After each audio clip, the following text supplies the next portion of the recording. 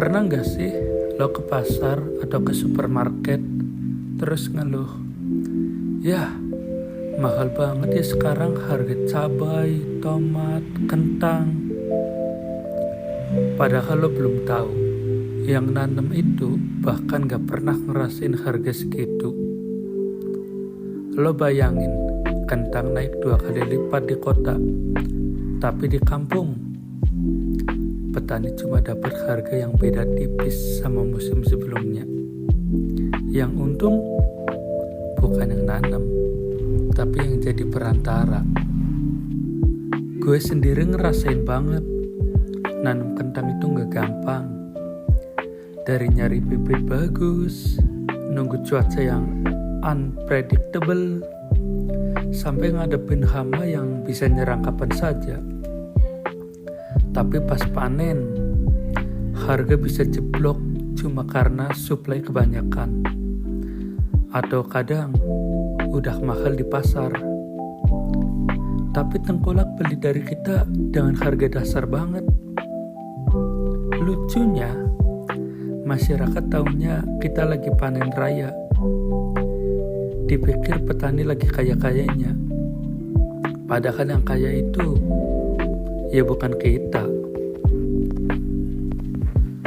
Lo mungkin mikir, tapi kan sistem supply demand itu emang udah gitu dari dulu. Ya benar, tapi jangan lupa, sistem bisa dibenerin kalau ada yang peduli. Sayangnya, kadang petani dianggap kolot, nggak melek digital, atau bukan masa depan. Padahal tanpa mereka masa depan lo kelaparan. Mau makan fancy salad, mashed potato, smoothie bowl, ya tetap butuh petani di balik layar. Gains itu powerful. Kalau lo bisa bikin tren viral, lo juga bisa mulai menghargai kerja petani. Minimal jangan heran kenapa petani gak kaya meskipun harga sayur naik. Mungkin udah waktunya kita stop mikir kayak gini.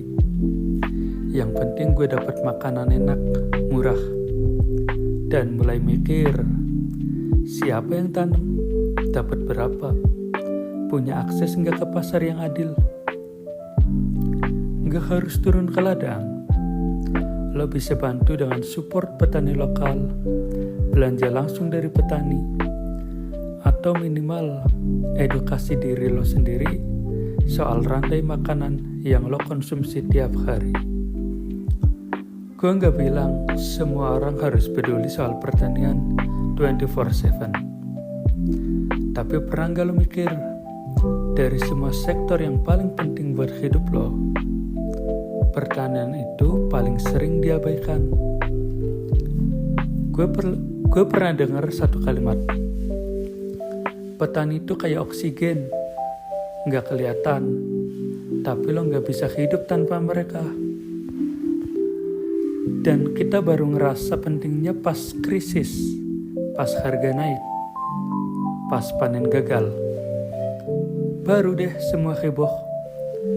Padahal waktu petani pelan-pelan rugi, siapa yang denger? Lo yang hidup di kota besar, lo yang punya suara, lo yang ngerti cara kerja algoritma, lo bisa bantu kok. Gak harus heroik. Kadang cukup dengan gak nyinyir soal harga. Cukup dengan respect. Sayurnya mahal, petaninya gak kaya. Bukan karena salah alam, tapi karena sistem yang gak adil. Dan sistem itu cuma bisa berubah kalau kita, generasi paling vokal ini, mulai buka mata.